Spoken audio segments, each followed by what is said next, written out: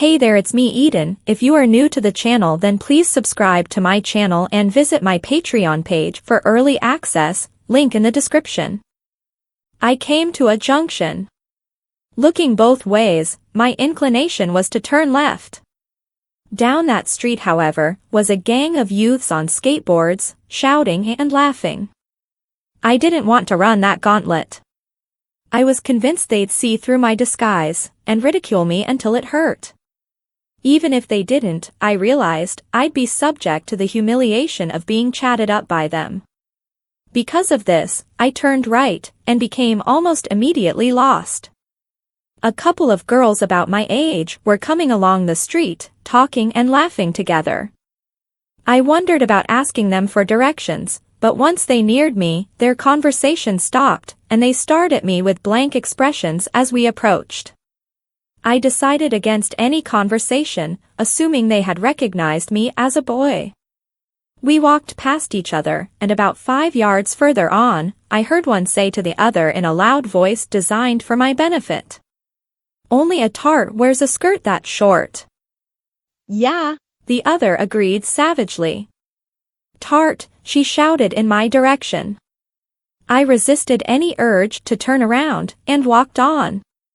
I was now hopelessly lost, not recognizing any of the streets or houses I was passing. If only I could stop to try and get my bearings.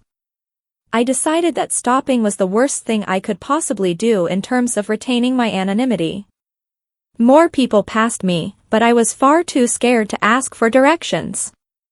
I wondered whether, at a push, I would be able to find the train station and get home if I couldn't find Anita's house. It would mean returning dressed as a girl, but, I reasoned, I might just be able to sneak upstairs and change before my mom and dad realized I was in. I knew it was a long shot, but it was better than walking around the streets all night dressed as I was. Then I saw it, the street name of Anita's road. Somehow my aimless meandering had brought me in a huge arc to where I was supposed to be. My relief was almost palpable, and I hurried up the street, looking for the street number I needed. I stumbled on my heels more than once, and must have looked a dreadful sight. I felt almost exalted when I saw Anita's house. My fingers struggled to open the gate, and I realized my hands were shaking. I had just managed, when the door opened, and Anita stood framed in the doorway. "Sarah," she shouted. "We were so worried. We were about to send out a search party for you." "Yes," I gasped. I got a bit lost. Anita rushed up the path and hugged me. "And I'm sorry about this afternoon," she whispered in my ear. "John was a right pain." "It's all right," I managed to reply.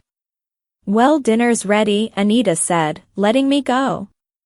"We'd best go in and eat it. It's nearly 6:45. My relief on arriving at the relative sanctuary of Anita's house was palpable. I was led through to the lounge, and sat down on the sofa, and generally made a fuss of. Anita's mom made me a cup of sweet tea to drink, even though dinner was virtually ready. Anita's dad was particularly concerned that I might have been attacked or something. I managed to convince him that this was not the case, and after a bit of a pause, we sat down to eat dinner. The meal was much the same as I had helped prepare at Nikki's house: roast meat, potatoes and vegetables. Conversation drifted around school, and how well or otherwise Anita and I might be doing. I was cajoled again into helping Anita with her French. "What times are your trains back, Sarah?" Anita's mom suddenly asked me. "1/4 the hour," I replied. I had checked the day before, although then my intention had been to return home that afternoon. "Well, it's 7:30 now," she went on. "I suppose you'd better get your stuff together." The realization that time was so short hit me suddenly. I had somehow to change back into a boy before I arrived home, and there was still the conversation about kissing Anita had promised me to fit in somehow. "Yes," I replied. "I suppose I'd better." "Where did you put Sarah's jeans and t-shirt, Mum?" Anita asked. We left them in the hall yesterday. Those? I didn't know whose they were, what with your undressing party yesterday while we were out. I put them in the wash. I looked up. Oh, that's nice of you, I managed to say. They would have done for the trip home without washing though. Well, I thought I might as well, but they're actually in the wash now, she went on. It won't be done for another hour or so, and then they'll need to dry. My mouth opened in horror. I was already resigned to having to wear girls' knickers on the way home since Anita's dad had thrown mine away the evening before.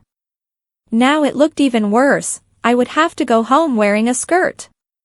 It doesn't matter. Anita's mom went on.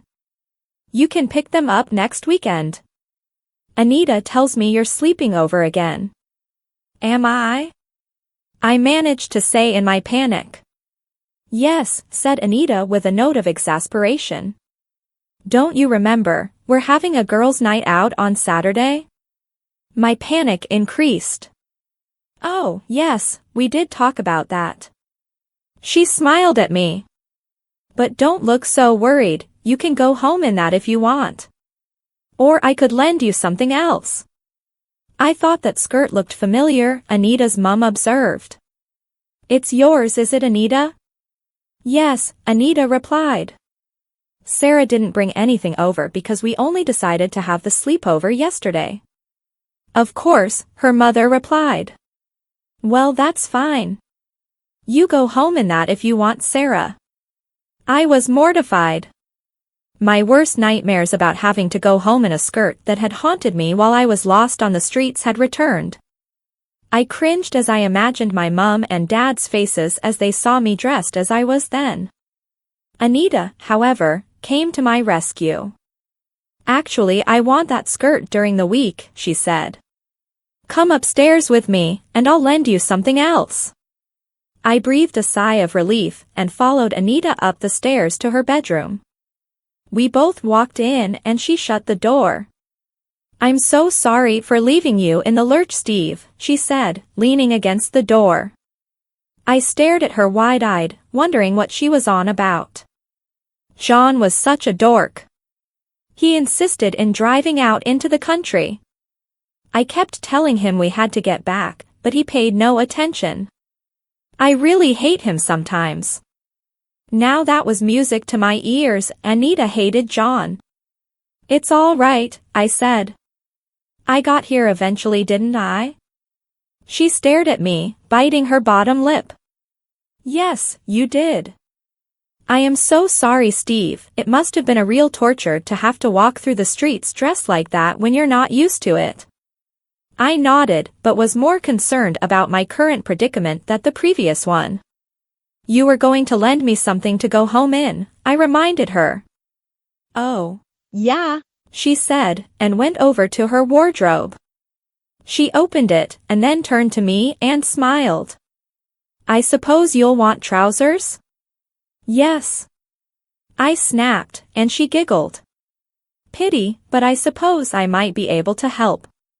She moved a few things up and down the rack inside, and then pulled out a hanger with a pair of black trousers on. Trousers at last, I thought to myself. These should do. You're a bit slimmer than me, but they shouldn't look too baggy. She handed them to me. Trousers they might be, but they were still girly. There was no fly, and they did up with a zip on one hip. I looked at them disgustedly. Haven't you got any jeans? These will look too girly. The only jeans I've got are the ones I've got on. You're not having them. I thought about this. Should I demand that she give me the jeans? I looked at them and remembered the embroidery on the back pockets, with flowers as the motif. They would hardly be an improvement on what I had in my hand. All right, I conceded. These will do. I sat down on her bed, and took off my boots, while she looked on. That was really good, she enthused. I didn't see anything then, no slip, and no knickers. This practice has been really good for you. I glared at her. Standing up, I lifted my skirt and pulled down the top pair of knickers and my tights. Anita continued to stare at me with interest. "What's the matter?" I asked her, wondering if I had done something wrong. "Nothing," she replied, with something like embarrassment. "I was just looking, that's all." I undid the skirt and took it off, stepping out of it, and then removed my slip. "You really do have the most fabulous legs," Anita cooed, still watching me. I stepped into the black trousers and pulled them up. They were ridiculously short in my opinion, ending a good 4 inches above my ankle. I fumbled for the zip on the side, and eventually found it, doing them up. They were a little baggy around my hips, but did look as if they'd stay up for the journey home. I looked at Anita for confirmation that they were all right. "They don't look bad," she commented. "I like you better in a skirt, but they don't look bad." "I need a top as well," I said, looking at the pink fluffy sweater I had on. Anita looked as if this was something of a surprise. "Oh. I suppose you do." She went over to the wardrobe again, while I struggled out of the tight jumper. Once my eyes were free of it again, I saw that she was holding a plain white t-shirt. "This should do," she said. "You might want a jumper over the top so your boobs don't show too much." "My boobs?" I responded. I was going to take the bra off, to be honest. "You can't do that," Anita exclaimed. "Not until we're out of the house anyway. My mum and dad are going to think it's really funny if you suddenly don't have boobs, aren't they?" I had to concede that she had a point, but equally I wasn't going to arrive back at my house with my newly acquired breasts. "So what do we do?" I asked. "You can take it off on the way to the station," Anita replied. "And your wig?" I thought about this. Taking the wig off might be easy enough, as long as no one was around, but the bra was a different matter. It seemed implausible that I would be able to get off my t-shirt and jumper, remove my bra, and then get dressed again without being seen. "I can't see that working," I responded. "It will." "Don't worry," Anita assured me. Still concerned, I took the t-shirt and slipped it on over the bra. It was pleasantly loose-fitting, and, although I still looked as if I had breasts, at least they were no longer in your face, as they had been before. Anita found me a baggy big blue jumper, which I also put on. It was a bit long on me, looking more like a dress, especially with the silly tight trousers she had given me to wear, but at least it hid my boobs even more. For the first time in a long time, even in a bra and panties, I felt something like a boy. Anita announced that she was going to accompany me to the station, which was something of a relief. We said goodbye to her parents, and acting the good girl, I thanked them profusely for letting me stay and for the meals. They were equally polite. Anita's dad even pecked me on the cheek, yuck, and told me that they were looking forward to seeing me again the next week. Then we were off. I could walk a lot easier in the trousers than I had been able to in my tight mini skirt, and I was able to keep up with Anita's rather furious pace. "What's the hurry?" I asked her. "We need to make sure you catch your train," she replied. "It's 5 to 8 now." "But we were going to have a little discussion, remember?" I tried to remind her. "Yes, but not now," she said, with a little irritation. "There's not time. We'll do it tomorrow, I promise. Now, here should do." She stopped. "What?"